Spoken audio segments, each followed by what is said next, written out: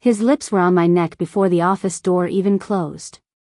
My hands trembled, but I still reached for his belt. We should have stopped. I knew what I was doing. I was married. I was trusted. But the rush of being wanted, desperately, recklessly, made me forget that I had a home, a man, and a vow. He lifted me onto the filing cabinet, shoved my skirt up, and I wrapped my legs around him like I had not just cooked dinner with my husband the night before. We were not drunk. This was not a mistake born from wine or blurred lines. This was choice. Mine. And I made it with my eyes wide open. To all my loyal subscribers, thank you from the bottom of my heart for riding with me through every story, every raw, painful, and redemptive moment. To my returning and brand new viewers who have not yet subscribed, what are you waiting for? Go ahead and hit that subscribe button. It keeps this channel alive and pumping with the stories that speak to your soul. And please drop your thoughts in the comments below. I want to hear your truth. Now, let us begin. My name is Rachel. I am 38 years old, married to a good man named Michael for 12 years, and living in a quiet neighborhood just outside Austin, Texas. We have a 6-year-old daughter, Alyssa. On paper, we are what everyone wants: stable, respected, and kind. Michael works in cybersecurity and still brings me coffee every Saturday morning without being asked. And yet, I cheated.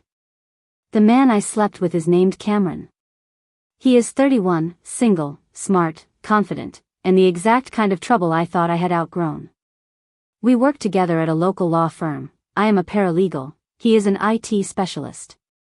Cameron had this way of watching me like I was the most interesting thing in the room. Even when I wore no makeup. Even when I was stressed and snapping at everyone. He flirted with just enough restraint to keep it professional. Until the day it was not. Michael and I had not been intimate in almost 4 months. Not because he was not trying, but because I had stopped responding. I had grown bored. Not with him as a person, but with the rhythm of our life. Everything was predictable. Routine. I wanted chaos. Passion. Someone to make me feel like I was not invisible. Cameron made a habit of stopping by my office late in the afternoon, just as the building began to empty. He would stand too close. Drop compliments like puzzle pieces. That day, I wore a pencil skirt and a tight black blouse. He paused at the door, then stepped inside and shut it behind him. He looked at me and said, "You know what your problem is, Rachel? You forget how stunning you are." I laughed, nervous. "You are bad for my marriage." He smiled and said, "Maybe. But I could be very good for your body." And that was it. That was the moment something inside me gave way. I stood up. Walked around the desk. And kissed him. It was messy. Hungry. Unforgivable. Before I knew it, his hands were gripping my hips, my legs were around his waist, and we were making sounds that echoed too loudly in that small space. It was not love. It was not even affection. It was raw, sweaty, desperate lust. And I gave him everything without a single thought of Michael, or my daughter, or the life I had built. Afterwards, I sat in the office chair, pulling my skirt down, heart racing like I had just robbed a bank.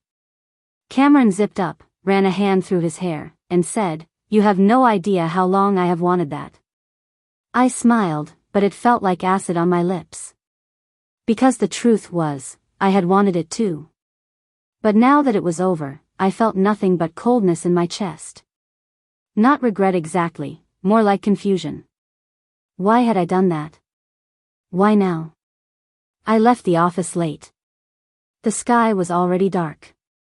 On the drive home, I played a Christian radio station just to feel less dirty. I told myself it was a one-time thing. A weak moment. I even prayed as I pulled into our driveway. But as I opened the front door and saw Michael sitting at the dining table helping Alyssa with a spelling worksheet, my throat tightened. He looked up, smiled, and said, "You are home early." I kissed his cheek. He smelled like home. Like decency. Like everything I had just destroyed in a 30-minute office hookup. That night, I stood in the shower scrubbing my body harder than I needed to. But I could still feel Cameron's hands on me. I sat on the shower floor, hot water running down my back, and cried like something had died. And in a way, it had. The next morning, Michael kissed my forehead before leaving for work. He told me he loved me. And I almost told him the truth. But fear is louder than honesty. So I smiled. Packed Alyssa's lunch. And went to work like nothing had happened. Cameron texted me. "Can we talk?" That was more than sex. I ignored it. Blocked him. But deep inside, I knew. It was not over. Because once you open the door to infidelity, it never really closes. Not quietly. Not without blood. I wish I could tell you that the office hookup was the end of it. That I came to my senses, fell on my knees in repentance, and went back to being a faithful wife. But that would be a lie. The truth? I kept the lie warm. Like a flame I could not let go of. After I blocked Cameron, I avoided him for 2 full weeks. I adjusted my lunch breaks.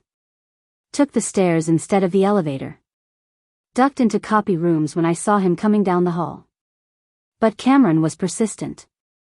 I knew he would not let it go that easily. I could feel his stare across the office. It made my skin tingle and my stomach knot up with guilt. One afternoon, I returned from the break room to find a yellow sticky note on my keyboard. No name. Just a handwritten message in that familiar, cocky scrawl.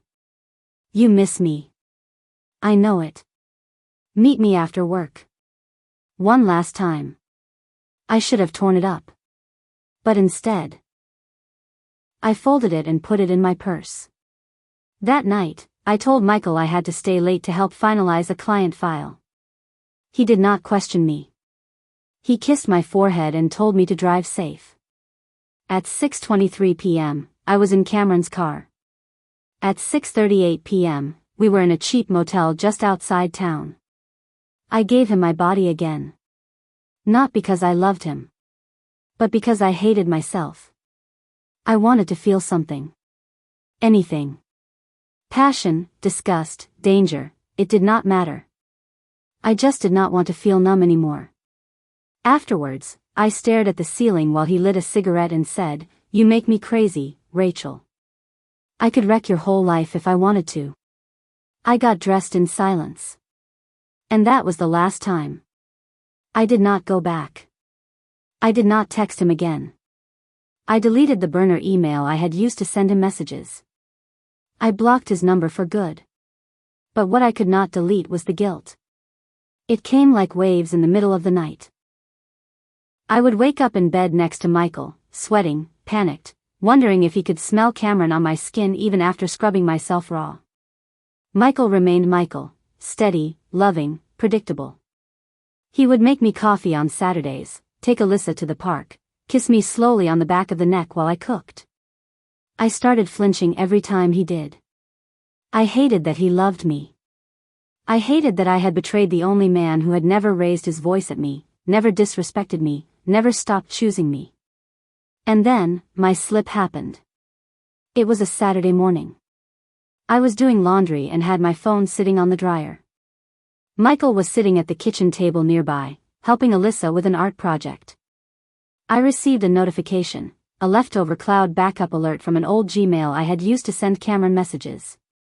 I thought I had wiped everything. But one unsent draft had synced to my current phone account. Michael picked up the phone, glancing at the screen. "Who is Cameron?" he asked. I felt everything in my body freeze. Time did not just slow, it stopped. My mouth went dry. I turned, trying to grab the phone, but it was too late. He opened the mail app. He found the draft. It was short. "I cannot stop thinking about the way you touched me. I know this has to stop, but my body still remembers you." He stared at it. His face, calm but hollow. He did not yell. He just looked at me and said, Tell me this is not what it looks like. I wanted to lie.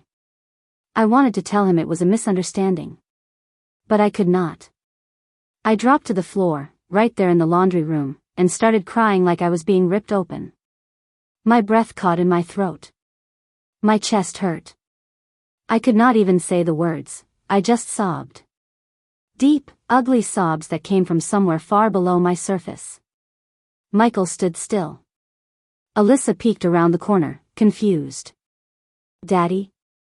Why is Mommy crying? He turned to her and said, Go play in your room for a little bit, sweetheart.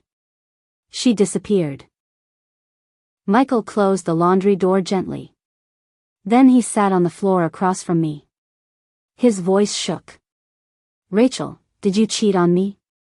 I nodded. He closed his eyes and leaned his head back against the wall. His shoulders trembled, but no tears came. Just silence. Deafening, brutal silence. Finally, he spoke. Was it just one time? I hesitated. He opened his eyes again. I need the truth. I looked him in the eye and told him what he already knew deep down. Twice. His hands covered his face. He let out a sound, not a scream, not a cry, just a strangled breath that broke something inside me. He stood up. I cannot do this right now. I reached for him. Michael, please. He stepped back. Do not touch me. He walked out the front door and drove off without another word. I did not know where he went. I sat on the floor until the room went dark. The next day, he still was not home. I fed Alyssa breakfast in silence. I tried to play with her, but my mind was blank. I checked my phone every 5 minutes, praying for a text, a call, anything. Nothing came. For the first time in our marriage, Michael had gone silent. And that silence was worse than any scream. It was the sound of something breaking inside a good man who did not deserve what I gave him. It was the sound of my consequences finally catching up with me. And somewhere, deep in the pain, I started to realize. Grace would have to dig deep to reach me now. Because I had sunk too far to climb out on my own. Michael stayed gone for 4 days. No calls. No texts. No signs of life except the occasional debit alert on our joint account, small charges from gas stations and diners miles away. Every ding on my phone set my heart racing. But it was never him. I did not sleep. I barely ate. I showered just enough to keep our daughter from asking too many questions. Alyssa thought Daddy was visiting his brother. I kept repeating that lie with a smile so forced it hurt my cheeks. But the truth kept roaring inside me. I had broken the only man who had ever truly loved me. On the third night, I sat on the floor of our bathroom holding the positive pregnancy test I had taken on a whim. Yes. Pregnant. I was pregnant. And the timing, oh, the timing. It had to be Michael's. It had to be. I had only been with Cameron twice, and the second time had been over a month ago. But I could not be sure. And that uncertainty felt like a steel knife pressed to my throat. The next morning, I drove to Michael's mother's house. She lived 40 minutes away, in a little farmhouse on the edge of town. It was the one place I thought he might go to clear his head. She opened the door with a look that told me she already knew everything. He had told her. Of course he had. She did not say a word at first. Just looked me up and down. Her face was calm, but her eyes were tired. She stepped aside and let me in. I found him in the back, sitting on the porch with a mug of coffee and a 1,000-yard stare. I froze in the doorway. He saw me. Looked down at the mug. Then said softly, "You look like hell." I let out a dry laugh. That sounds about right. He did not stand. Did not motion me closer. But he did not tell me to leave either. So I walked out. Sat 2 chairs away. For a long time, neither of us spoke.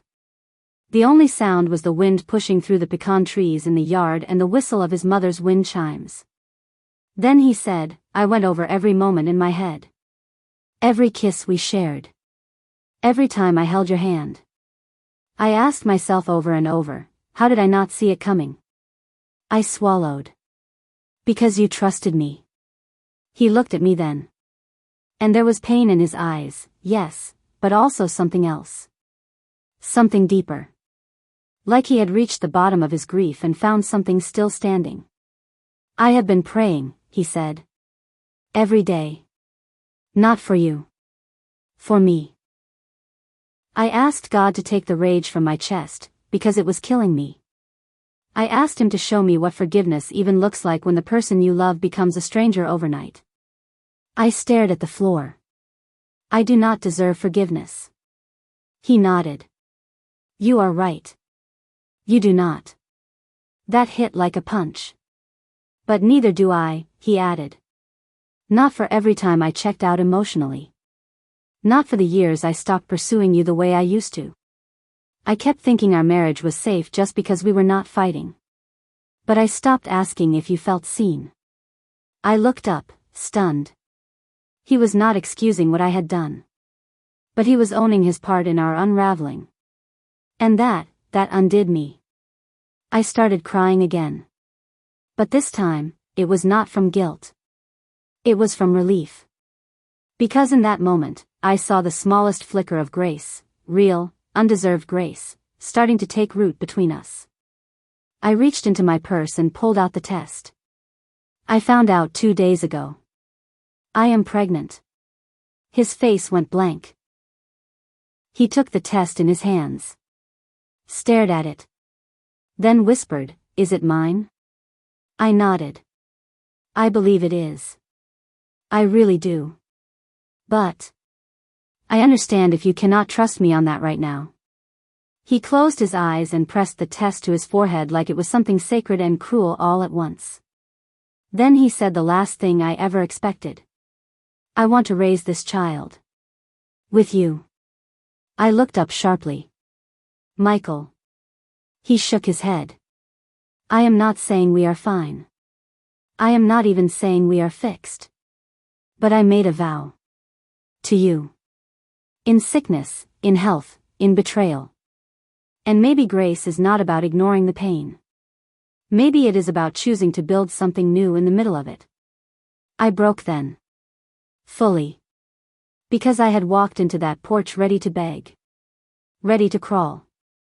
Ready to offer my life in exchange for a sliver of his love.